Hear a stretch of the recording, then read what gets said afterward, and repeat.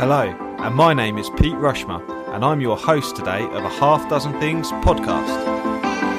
A Half Dozen Things is a podcast for business owners just like you.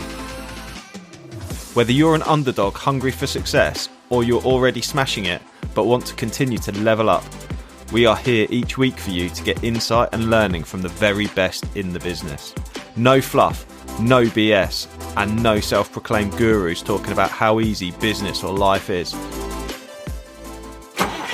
Hi, it's Pete from Flagship Partners. We're proud to sponsor A Half Dozen Things podcast. Flagship Partners help their clients become safer, greener, and greater through a range of consultancy and training services. We offer audits through to risk assessments, contracts through to support with managing your culture, all the way from mandatory training through to management training as well. So if you need any support, please do get in touch with Flagship Partners today. Hello, and welcome to this Half Dozen Things podcast on what are motivational maps. So it's just a quick one, 5 minutes. I'm actually recording this just before I go live on LinkedIn. I've got all the gear set up, and it's quite unusual actually, because if you're watching on YouTube, I've got to look up at the camera and I keep looking down to check my screen, which is a bit odd, but it's a new setup in my office. So so what are motivational maps? So some of you that follow my social media will have seen that I recently qualified as a motivational map practitioner. And many of you won't have heard what motivational maps are, but if you want to have a Google, then have a look up on Google. You'll find motivational maps on there, and just be aware that there are many practitioners out there, but I am fairly unique in that not only do I do motivational map practitioner, but I also do. I'm also an NLP master practitioner. So, and that gives an extra edge when it comes to understanding and interpreting motivational maps. So what are motivational maps and why is it important to me? So one of the things is Flagship Partners are essentially a performance partner for all of our customers, okay? And performance is vital in any business because that's what causes you to make money and make profit and grow your business and retain staff and engage staff. And essentially performance is absolutely vital for any business, and motivation is a large part of that. So with motivational map, what that does is essentially in a lot of businesses, when we look at people's performance, we don't really and cannot measure generally their actual motivation. It can be quite a tricky thing, and we don't really have the language to discuss it. But a motivational map does just that. It enables us to have a language. It applies different styles, different motivators. There's actually 9 core motivators on there, and all of us are a sort of mixture, a bit of a mishmash of each of those, and we can start to find out people's preferences for how they're motivated, because after all, not everyone is motivated by money or driven by money, which often in many industries is seen as people's core motivator, but actually it turns out it isn't just that.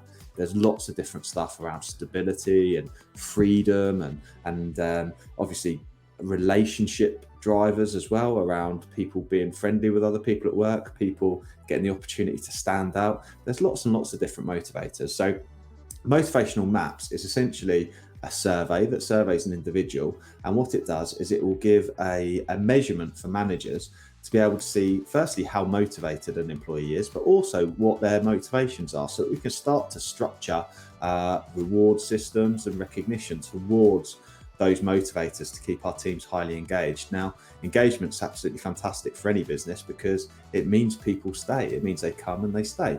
And performance isn't just about skill and knowledge. It's also about people having the motivation to do it. Because after all, motivation is what I call energy. And it's about the energy that people will want to put in to a business, their discretionary effort. And energy is absolutely vital, because you might have someone with all the skills and knowledge, but if they're not motivated, you're never going to achieve their full potential, and they're not going to be able to perform at their full potential either. So a motivational map's really important on an individual basis, so it's useful for managers, but also you can do it on a team as well. So you can measure a team's motivation and see their preferences as well. And what that can do is start to highlight if your team are sort of driven a certain way. It can help you balance the team out. If you've got certain objectives you want to achieve and you're not achieving them, the motivational map will help you understand why you're not achieving them, because it will show you the motivators that are existing in your team. And if you need a certain type of motivational skill set to be able to deliver on a task, and at the moment you're not achieving that, then you might need to recruit that in potentially. Also, the benefit of a map will be that it helps us notice when people are less motivated than they could be, and we can start to understand about if it is a role issue, is it a way that they're being managed, because there's the old adage, people don't leave their jobs, they leave their managers. So it really is a useful tool for managers to be able to help support their team. So hopefully this short podcast has been of interest to you, and if you're interested to learn more about motivational maps, why not drop me a line direct on LinkedIn. It's not it's no hard sell from me at all. It's just something that you can find out more about. I'll be happy to have a chat, and you guys are going to be learning more about motivational maps as the podcast progresses, because I'm going to be talking about that a lot more, as well as the NLP master practitioner work that I've been doing, and supporting the way that I'm able to now help organizations to improve their performance, and to improve their levels of engagement with their team as well. So hope you've enjoyed it, and see you on the next one. I really hope you loved today's episode, and if you did, please make sure you subscribe and listen out for future episodes too. Please do share it across your social media channels. We hope to reach more and help more people. If you want to find out more about me, my name's Peter Rushmer. You'll find me across any social media channel, and my business, Flagship Partners, and we're your partners in success across your business. Thank you. See you again soon.